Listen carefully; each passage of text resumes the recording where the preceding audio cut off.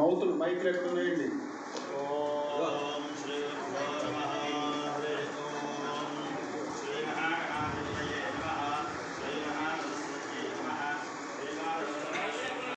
कृष्णो यत्र पार्थो धनुर्धरः तत्र श्रीर्विजयो भूतिर्प्रमाणिर्मनिर्मम स्मृते सकलकल्याणि भाजनं यत्र जायते पुरुषस्तमजं नित्यं प्रजापि शरणो हरो सर्वदा सर्वकार्येषु नास्ति तेषाममङ्गलो येषां हृदिस्थो भगवान् मङ्गलायतनं हरे लाभस्तेषां जगस्तेषां कृतस्तेषां पराभवः येषां विद्येवरस्यानो हृदयस्थो जनार्दनः आमरामहर्तारं नादारं सर्वसम्पदां लोकाभिरामं श्रीरामं भूयो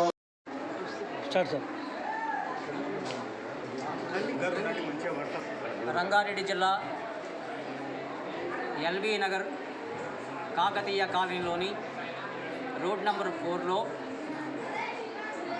కాశీ అన్నపూర్ణ సమేత విశ్వేశ్వర స్వామివారి అంటే ఇది స్ఫటికలింగమూర్తి అండి.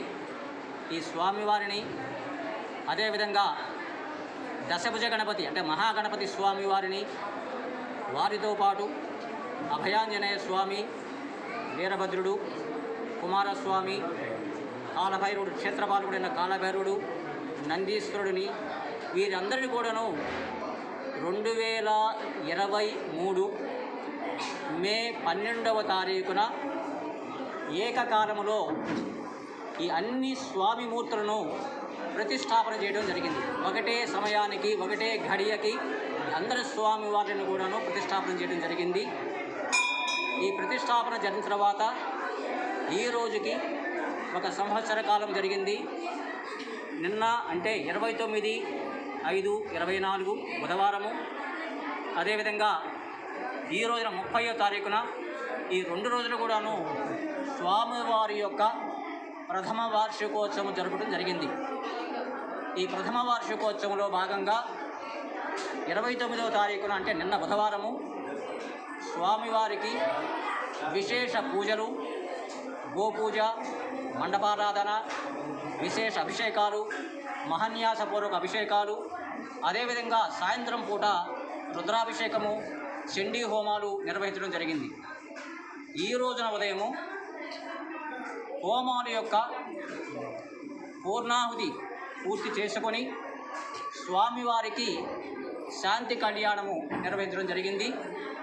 ఈ శాంతి కళ్యాణంలో కాకతీయ కాలనీ కాకుండా పరిసర ప్రాంత భక్తులు, వివిధ జిల్లాల నుంచి కూడాను అనేక మంది భక్తులు ఈ కార్యక్రమంలో పాల్గొన్నారు. ఈ స్వామివారి యొక్క విశేషం ఏమిటయా అంటే ఇక్కడున్న ప్రతిష్టాపన చేసిన దశభుజ గణపతికి స్వామివారికి 10 హస్తాలు ఉంటాయి, దశభుజాలు ఉంటాయి. అలాగనే స్వామివారికి శంఖువు చక్రం ఉంటాయి. శంఖువు చక్రం అనేది విష్ణుమూర్తి యొక్క అంశ. అదేవిధంగా స్వామివారిని చూసినట్టయితే త్రినేత్రము, నెలవంక ఉంటుంది.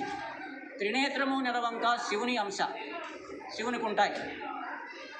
అంటే ఈ దశభుజ గణపతికి విష్ణుమూర్తి, శివుడు, అలాగనే స్వామివారి యొక్క చూసినట్టయితే శక్తి అమ్మవారు స్వామివారి దగ్గర ఉంటుంది. అంటే ఈ మహాగణపతి వారు విష్ణువు, శివుడు, శక్తి ఈ ముగ్గురు యొక్క మిడతమే మహాగణపతిగా ఇక్కడ ప్రతిష్టాపన చేయడం జరిగింది. అదేవిధంగా కాశీ విశ్వేశ్వర స్వామి వారిని ఇక్కడ స్ఫటికలింగమూర్తిలో ప్రతిష్టాపన చేయడం జరిగింది. మనకి స్ఫటికలింగమూర్తి అనేది చాలా తక్కువగా మనము చూస్తూ ఉంటుంటాము. ఎక్కడ ఉన్న స్ఫటికలింగమూర్తి దాదాపు 1 ఫీటు అంటే దాదాపు 12 ఇంచుల అడుగు ఎత్తులో, అదే దీర్ఘాస్త్రంలో ఉంటే అదే వైశాల్యంలో కూడాను ఆ రకమైనటువంటి అంత మూర్తిని ఇక్కడ ప్రతిష్టాపన జరిగింది. ఇది స్వామివారి యొక్క విశేషం.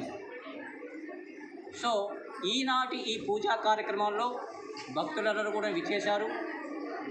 విశేష పూజలు జరిగిన తర్వాత స్వామివారికి అన్న సంతర్పణ కార్యక్రమం జరుగుతూ ఉంది. అది మీరు కూడా చూశారు.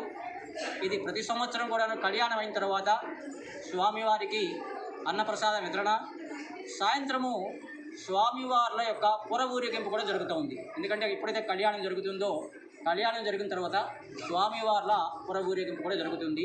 ఇవన్నీ కూడాను శాంతి కళ్యాణము, మనము ఒక మంచి జరగాలి, అందరికీ మంచి జరగనే ఉద్దేశంతో, అందరూ సుఖ సంతోషాలతో ఉండాలనే ఉద్దేశంతో ఈ కార్యక్రమాలు స్వామి మనందరి చేత చేపిస్తున్నారు. ఎన్ని సంవత్సరాల నుంచి ఈ కార్యక్రమాలు నిర్వహిస్తున్నారు? ఒకటండి, పోయిన సంవత్సరం యాక్చువల్గా 2023 మే 2017 నాడు ప్రతిష్టాపన చేయడం జరిగింది. మహాగణపతి 2009 నాడు మేము యాక్చువల్గా ఫస్ట్లో ప్రతిష్టాపన చేశాము. కాకపోతే ఏంటంటే ఎప్పుడైతే మీకు కాశీ విశ్వేశ్వర స్వామి స్ఫటికలింగమూర్తిని ప్రతిష్టాపన చేశామో, ఆ స్వామివారితో పాటు వినాయకుడిని కూడాను, మహాగణపతి కూడా పునః ప్రతిష్టాపన చేయడం జరిగింది. ఆ స్వామివారితో పాటు అనేక మంది దేవతామూర్తులు నేను చూసినట్టయితే ఇక్కడ క్షేత్రపాలకుడు అంటే కాలభైరవుడు క్షేత్రపాలకుడుగా ఉన్నారు. అలాగనే అభయాంజనేయ స్వామి ఉన్నారు, కుమారస్వామి ఉన్నారు, అలాగనే మీకు వీరభద్రుడు ఉన్నారు. ఈ గ్రామ దేవత పోచమ్మ అమ్మవారు. ఈ పోచమ్మ అమ్మవారు ఈ ఆలయాన్ని దాదాపు 30 సంవత్సరాల క్రితము చేయడం జరిగింది. అమ్మవారిని దాదాపు 30 సంవత్సరాల క్రితం ప్రతిష్టాపన చేయడం జరిగింది. ఇక్కడ బోనాలు కూడా చాలా ప్రశస్తంగా జరుగుతాయి. ఈ పండగలకి ఆల్మోస్ట్ ఎన్టీఆర్ నగర్ నుంచి నాగోలు, ఈవెన్ సికింద్రాబాద్ నుంచి కూడా భక్తులు ఇక్కడికి వస్తూ ఉంటుంటారు. ఇది ఈ ఆలయం యొక్క విశిష్టత. ధన్యవాదాలు.